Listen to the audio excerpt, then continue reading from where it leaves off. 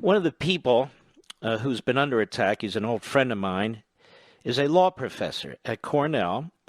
He runs a magnificent website. You've probably seen it if you follow my social media, called Legal Insurrection, which is kind of ironic because what we have going on now is an illegal insurrection. Bill Jacobsen, how are you, my friend? Good. Thank you, Mark, for having me on. All right. What are they trying to do to you? Well, I wrote some blog posts about a week or two ago about Black Lives Matter, and I pointed out some hard truths. And one of the hard truths is that the seminal event that launched the Black Lives Matter movement was the Michael Brown shooting, and the claim that he was shot with his hands up saying, "Don't shoot." And they march to this day, and they go, "Hands up, don't shoot." And that actually never happened. The Justice Department under Obama, Eric Holder's Justice Department, thoroughly investigated, found out it never happened. So the whole movement was started based on a fabrication. And I pointed that out.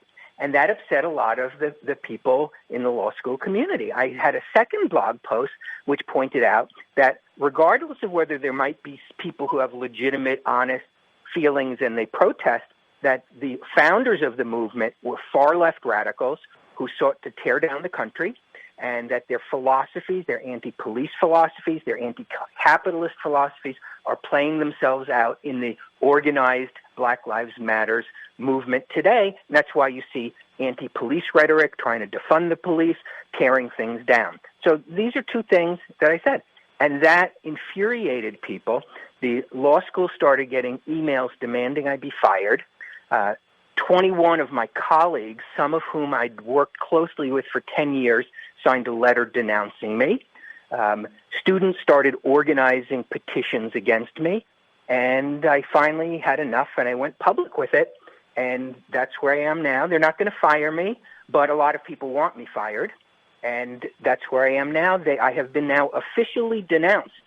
Well, I want to underscore this. You were hanging by a thread there for a while, and then the dean of the law school comes out and says, no, we're not going to fire Professor Jacobsen, but he's a reprobate, and he denounces you. Tell everybody what he said. Yeah, exactly. He basically, it was a public shaming by the dean of the law school, speaking as the dean. I mean, if he wants to, in his private capacity, criticize me, that's fine. But he's the head of the institution, announces that I have violated the values of the law school, that my posts were irrational, he didn't use that word, but equivalent, and that he agrees with all the criticisms or a lot of the criticisms of me, but he's not going to fire me. But this never happens. I don't know, and there may never have been in the history of Cornell Law School, when the official institution took a position against a professor's speech. I don't care whether they like it or not, but when you're the head of the institution, you're supposed to be neutral about things. And that's where I am. I've got this thing hanging out there that people are going to use against me without any ability to contest it. I mean, they found me in violation of the school's values without giving me a chance to be heard. It was just a proclamation by the dean of the law school, and it's hanging out there now. And that's what we've come to. This is very much, and I've been using this analogy, like the Cultural Revolution in China that took place under Mao, that if you don't agree, you are named, you are shamed, you are put on display, and if they can't fire you, they will publicly denounce you. Now, again, I want to emphasize, this is the school as an entity doing it. I don't care if individual professors want to criticize me. I mean, you know how it is, Mark. I'm out on the Internet. I get criticism all day long, but I really take offense to the school as an institution putting its thumb on the scale against one of its professors because they don't like his speech. This period in our history, Professor Jacobsen, is really unlike anything I've ever seen, anything I've ever read about. This really is a Maoist cultural revolution, or kind of a French revolution. And you can see, when you see in Seattle, now you kind of see the Stalinists fighting the Maoists, and the Maoists fighting the Trotskyites. It plays out the way it does. But it is a nasty game. And I remember when law professors used to stand up for Nazis marching, which we all found disgusting and abhorrent. They would take the lowest lowlives in our society, the ACLU. Has the ACLU come to your defense, sir? Nobody comes to my defense No, ever exactly. at school. I'm out there alone, and just to show you, I mean, we have people on the faculty who say the craziest things, who support Occupy Wall Street, who support the anti-Israel movement. The school never issues a statement about them, but the one conservative on the whole faculty who issues a criticism of Black Lives Matter, all of a sudden it's a huge to-do, and the professors and the students and the school now need to hold me out there and condemn me because they don't like my speech. It never happens the other way around. Not a single professor, colleague has come to your defense?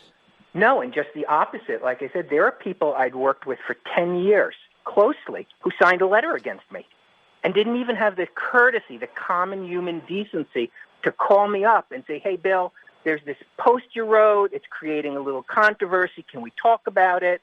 No, nothing, not a phone call. I found out about it when it was published in the Cornell Sun newspaper. And then I found out that those faculty members, or at least some of them, were coordinating with students to issue and circulate a petition against me and to make sure that, and those student groups were going to make sure that incoming students knew to stay away from me. That's how bad it is. The students wanted me to be labeled a racist by the school and everybody to be warned about me. That's how bad it is. You know, Professor, there's another professor on the West Coast, an accounting professor. And he's been a professor for like 38 years. And Black Lives Matters, among others, insisted that he not give final exams, particularly the black students, so they could participate in these protests and so forth. And he said, no, if an individual has a specific cause, a death in the family, I would always entertain that. But I'm not going to have a mass no final exam. And do you know they're destroying his career? Yeah, I've read about that. This is happening. I am hearing so many stories. And one of the things that me getting attention and publicity about my situation, my inbox is flooded with people telling me similar stories. Everybody is afraid to speak up. Everybody is afraid they're going to lose their job or they're not going to get their PhD. Everybody has been cowered into silence. Now, I'm in a position where I can speak up. Obviously, you are too, Mark. But a lot of people aren't. They're early in their career. They haven't necessarily reached their success point yet, and so they just keep their mouths shut. And it's a really terrifying reign of terror. And it is so much worse now than it ever was. We always had political correctness and leftism on campuses. But with this new movement, it's totalitarian in nature. The students who are organizing against me have on their Facebook page that silence is violence.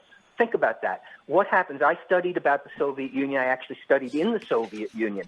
And what would happen is you could not be left out of politics. You had to attend the meeting at your factory where they would praise the leadership. And failing to show up was considered a counter-revolutionary act. And that's where we're going. It used to be if you were on campus and a student and you could stick to your studies, stay out of politics, keep your mouth shut, they would leave you alone. You will not be left alone anymore. You must participate in the revolution going on. And I hope all your listeners understand that this time it is different and people need to speak up. And look what's going on with Sesame Street, with Nickelodeon, our public schools and the teachers' unions, and as you point out, colleges and universities, not just professors, but for students. Academic freedom is dead. Free speech is dead. Serious, objective, independent education is dead. To develop and brainwash the next generation of young people. I mean, this is so thoroughly serious, and you don't have to agree with me. But I can just imagine if Biden's elected and they take the Senate, I don't know that we're going to get this country back. I really don't. Yeah.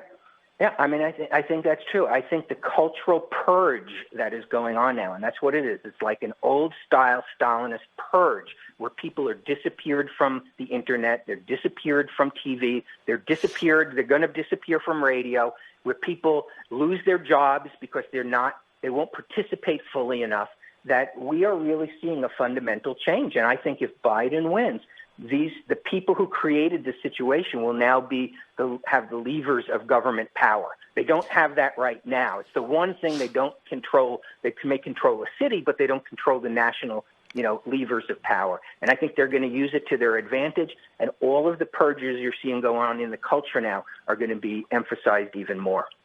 Look what's going on with Tucker Carlson. You have Media Matters, which is a Soros hard left group. You have the Mediaite organization, founded by a so-called reporter for ABC News. You have the internet. You have others. He is labeled a white supremacist and a racist. Word goes out. It goes through a network of leftists. It goes through a network of newsrooms. They're trying to destroy him and take him out. One guy with one show. And to be perfectly honest, 4 or 5 million viewers from time to time. That's not that big compared to all the rest of the media, but he needs to go. Destroy him and remove him. Yeah, and I think that's how it goes. They single somebody out. It's the old, Alinsky rules. Yep. Alinsky rules, isolate and attack, and they try to isolate people. I mean, I see them do it to me. This is not the first time I've gone through something like this. I mean, being literally the only openly political conservative at the law school and one of maybe 3 or 4 in the entire university of almost 2,000 faculty members, I understand what it's like. But it's never been as bad. Let me just tell your listeners, it has never been as bad as it is right now. Something has changed in the last 6 months. All right. Now, Bill, Professor, if people want to keep track of this, let them know where your website is. Sure. It's legalinsurrection.com. So you can just Google legal insurrection, or you can just Google my name, William Jacobsen, and you will find me. Let's go ahead and put that, and we often do, on my Facebook and Twitter sites, legalinsurrection.com. And ladies and gentlemen, it really is a terrific website. It's a terrific site, period, and more now than ever before. You let me know if they're still going at you, Bill, okay? Okay, thank you, Mark. All right, and God bless you. He's the most decent guy there is out there. You can hear in his own voice. He can see what they're doing to him. And he's not alone. If you have teenagers, they're being pressured right now. If you have college students, they're being pressured. In all walks of life, this is taking place. All walks of